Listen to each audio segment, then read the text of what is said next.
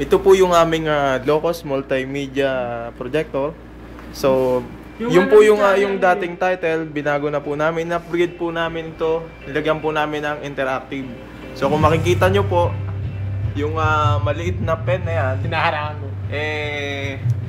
ano lang yan, pentel pen.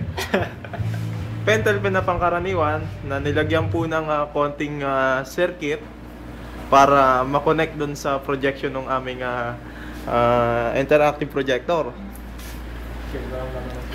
Paano po gumagana ang aming interactive projector? Madali lang po. Ipo-point nyo lang po yung maliit na pentel pen kung saan yung gustong i-click, and then i-click nyo po. May mga switch open. Yun. Ganun lang kasimple.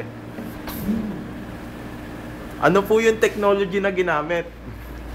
Magandang katanungan. Ito po yun, ganito lang, easy. Meron po kaming overhead projector. Ang dati pong itsura ng overhead projector ay ganito.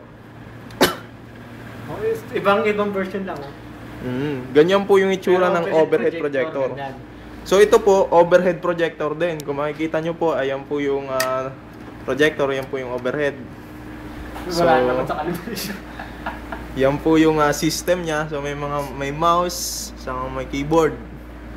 Saka meron kaming customized na LCD.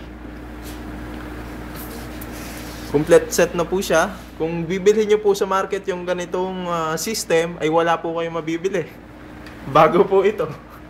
Meron. Meron daw, sabi meron. Pero hindi po ganito. At medyo mahal.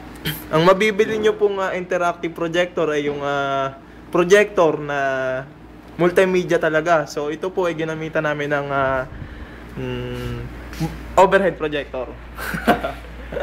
Para lang, tipid eh. Mahal ng overhead.